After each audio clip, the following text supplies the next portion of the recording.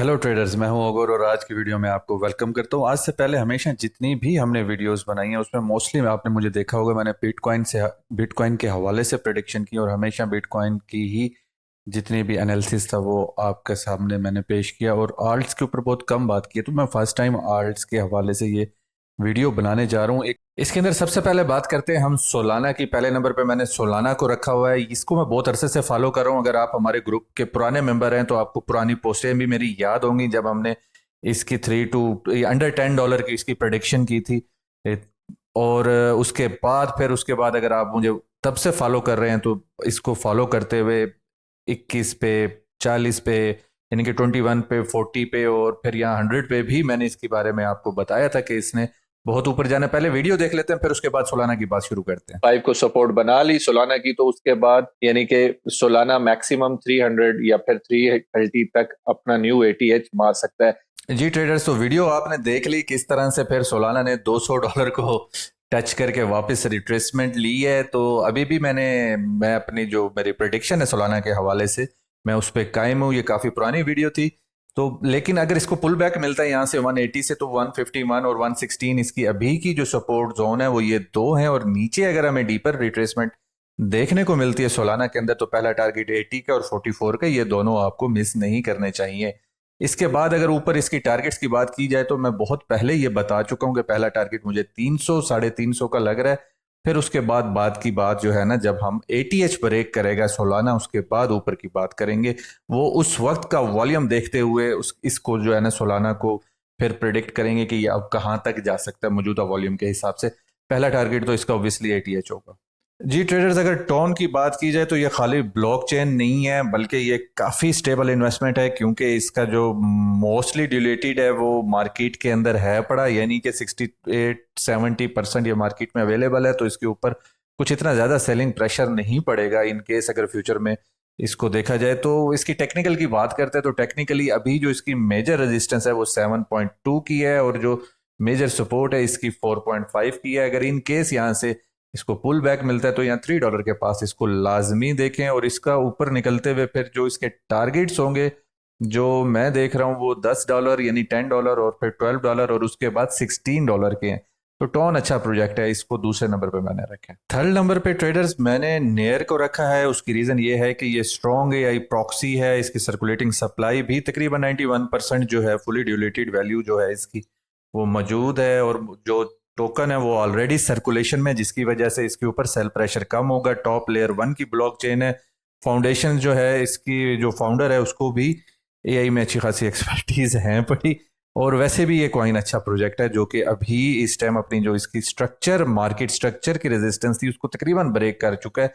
इसकी कंफर्मेशन हमें जो मिलेगी वो 10 यानी कि 11-10 या 10 to $11 के बाद हमें कंफर्मेशन मिलेगी। पहला टारगेट इसका $15 का है, दूसरा टारगेट इसका 23.7 का है, तीसरा टारगेट इसका 30.5 का है। तो इन केस अगर आपको इसके अंदर पुल बैक देखने को मिलता है तो 6.62 और 4.2 का जो एरिया है ये एक अच्छा जोन बन सकता है इसका। ट्रेडर्स, फोर्थ नंबर पे मेरे पास है एडा। मुझे मालूम है आप देख के परेशान हुए होंगे कि एडा कहाँ से आ गया बीच में, ये तो काफी अरसे से परफॉर्म नहीं कर रहा और ये स्टेबल कॉइन की कैटेगरी में है, ये यहाँ पे कहाँ पे आ गया। तो मैं आपको सिर्फ एक बात बताना चाहता हूँ कि अभी रिसेंटली 2024 में जो हमारे इंस्टीट्यूशंस हैं, बड़े इंस्टीट्यूशंस हैं ईटीएफ के, उनकी जानिब से इनके अंदर खरीदारी देखने को मिली है, यानी कि इंटरेस्ट इसके अंदर शो किया गया है, जिसकी बिना पे मैं एडा को भी लिस्ट में शामिल कर रहा हूं कि अगर बड़े इन्वेस्टर्स इसके अंदर इन्वेस्ट कर रहे हैं जिसके हमारे पास प्रूफ मौजूद हैं, यानी कि जिन्होंने इसके अंदर बड़ी होल्डिंग एकोमोलेशन स्टार्ट कर दी है, जो प्रूफ्ड बात है। ऐसा नहीं है कि बड़े इन्वेस्टर्स ने वादा किया है इस कॉइन के अंदर, नहीं, जो कर चुके हैं उसके प्रूफ मौजूद हैं हमारे पास। तो उसकी बेस पे मैं कह रहा हूं। और वैसे भी अगर आप इस नजरिए से देखें कि अगर ये यहां से नहीं भी उठता, लॉस पे अगर जाता भी है तो मजीद नीचे कितना एक चला जाएगा, जहां पे डीसीए करके आप नंबर ऑफ कॉइन्स इंक्रीज कर सकते हैं। तो ये एक अच्छी ऑप्शन है और एक सस्ती ऑप्शन है, इसको जरूर देखिएगा। ये नहीं कह रहा मैं कि इसको फुल इन ऑल इन कर लें, बस देख लें आप इसको, क्योंकि इसका पहला जो बुलिश साइन है वो मुझे $1 के बाद, $1 के बाद सेकंड साइन जो है इसका 1.5 और 2 डॉलर के बाद तो ये बुलिश हो जाएगा। और उसके बाद जो इसका टारगेट होगा ऑब्वियसली एटीएच के बाद टारगेट पहला 3.6, 4.1 और 5.1 का होगा। तो इसके ऊपर आप नज़र रखें, एडा के ऊपर अगर इसका एमएस चेंज होता है, ये 0.5960 के बाद आता है, तो इसके अंदर देखें कि आपने कि इसके ऊपर क्या करना है, क्योंकि मुझे नहीं लगता कि ये अचानक से निकलेगा। कुछ इस तरह की इंडिकेशन इसकी वॉल्यूम के हवाले से मिल रही हैं, तो इसके ऊपर आप नज़र रख सकते हैं, इसको साथ के साथ देख सकते हैं जी ट्रेडर्स। इसके बाद हमारे पास है AR यानी कि एयरवेव। तो ये कॉइन सबसे बेहतरीन कॉइन है जिसका टॉप का इंफ्रास्ट्रक्चर है, और इसके अलावा इसके अंदर पोटेंशियल AI इंटीग्रेशन भी है। फिर इसकी जो मज़े की बात है वो ये है कि फुल ड्यूलेटेड वैल्यू है, मतलब कि इसकी 100% सर्कुलेटिंग मार्केट कैप जो है, सर्कुलेटिंग सप्लाई जो है इसकी मार्केट के अंदर अवेलेबल है, जिसकी वजह से इसके ऊपर सेलिंग प्रेशर कम से कम होगा, यानी कि ज़्यादा इसके ऊपर सेलिंग प्रेशर नहीं आएगा और लोग इसको ज़्यादा सेल नहीं करेंगे। तो ये कुछ खसूसियात हैं जिसकी वजह से ये मुझे बहुत पसंद है। इसका पहला साइन ऑफ स्ट्रेंथ, वैसे तो ये बुलिश है, इसका साइन ऑफ स्ट्रेंथ की ज़रूरत नहीं है। इन केस अगर ये डीपर रिट्रेस होता है तो 21 और 35 का एरिया इसका काफ़ी अच्छा एरिया है, और 63 के बाद इसने हाथ नहीं आना। ऑब्वियसली इसने सबसे पहले अपना इसका हम ATH को देखेंगे, जो इसका ATH का टारगेट है, उसके बाद 105 और 118 और फिर 146, इससे भी ऊपर का ये प्रोजेक्ट है, लेकिन मैंने अभी फिलहाल इसके यही 3 टारगेट्स आपको निकाल के शेयर किए हैं जी ट्रेडर्स। एयरवेव के बाद मेरे पास है इंजेक्टिव प्रोटोकॉल। ये भी इसका मार्केट कैप जो है वो काफ़ी हाई है, और जो इसकी रेशो है वो 94% है, और प्राइस में इसके जो है ना ज़्यादा अभी हमें नीचे देखने को मिली है, यानी कि ये काफ़ी ज़्यादा गिरी है इसकी प्राइस जो है। लेकिन अगर ये $15 के पास अगर मिलता है, या फिर से 15 से 18 के जोन में मिलता है, तो आपको लाजमी इसको देखना चाहिए। और फिर उसके बाद इसकी जो सपोर्ट है 10, इससे नीचे इसको नहीं देखना चाहिए। 10 से नीचे ये कुछ देर के लिए फिर पेरिश हो सकता है, और अगर विक की सूरत में जाए तो वो अलग बात है। बाकी इसका जो फुल बुलिश ऑन सीन होगा, जब इसने पकड़ाई नहीं देनी, हवाओं में होना है, टू द मून होना है, वो 45 के बाद होगा। ये इसकी मेजर रेजिस्टेंस है 45 को।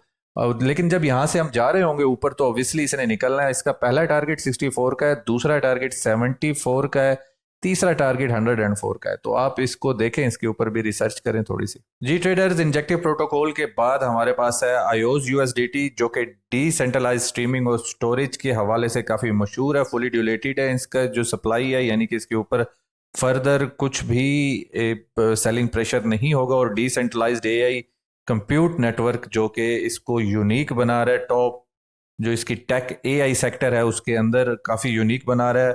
और दूसरी चीज़ ये कि अभी लॉन्च हुआ है, कुछ ज़्यादा अरसा नहीं हुआ इसको, तो ये एक काफ़ी इसके अंदर अच्छी चीज़ मुझे एक कॉइन्स के अंदर, AI के कॉइन्स के अंदर लगी है।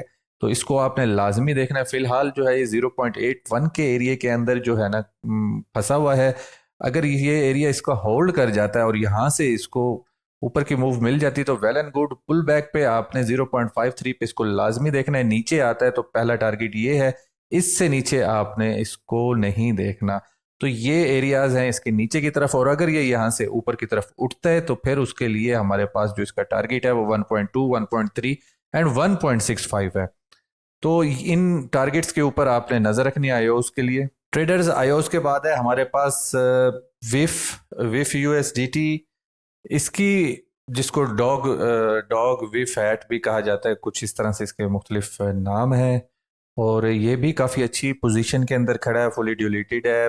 ऑलरेडी इसकी जो सर्कुलेशन है वो मार्केट में मौजूद है, जो इसके ऊपर इसका रिस्क कम कर देती है मार्केट में फर्दर इसके, यानी कि सेलिंग प्रेशर का। और फिर स्ट्रॉन्ग प्राइस परफॉर्मेंस है, इसकी परफॉर्मेंस भी काफ़ी अच्छी है अभी तक। तो इसको आप देख सकते हैं अभी 2.6 के ऊपर इसका जो है, यानी कि ये यहाँ पे मौजूद है। पहली रेजिस्टेंस इसकी होगी हमारी 3.4 के बाद।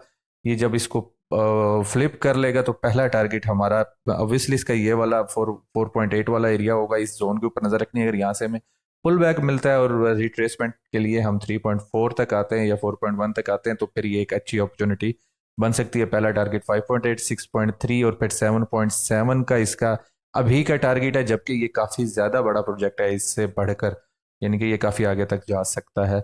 और इन केस अगर हम इसको लूज करते हैं तो 1.9 का एरिया, इसके नीचे का एरिया जो है 1.2 का, यहाँ पे आप ना देखें, बस 1.9 तक ही ठीक है ट्रेडर्स। वीडियो के शुरू में मैंने काफ़ी डिटेल से बता दिया था आपको कि नैरेटिव में नहीं जाना, मीम में नहीं जाना, इस तरह के कॉइन्स में नहीं जाना, लेकिन मुझे मालूम है कुछ लोगों को फिर भी इस तरह के कॉइन्स की खुजली होगी, तो उनके लिए मैंने पेपे कॉइन निकाला है।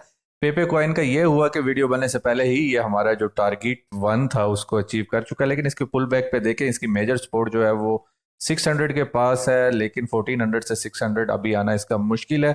तो आप हमारे साथ कनेक्टेड रहे, मैं इसकी साथ के साथ छोटे टाइम फ्रेम पे इन तमाम कॉइन्स की जो है ना वो वीडियोस भी बनाता रहूंगा, और फिर उसके बाद जो है हमारा जो टारगेट है वो 20 का है, फिर उसके बाद इसका 30 का टारगेट है।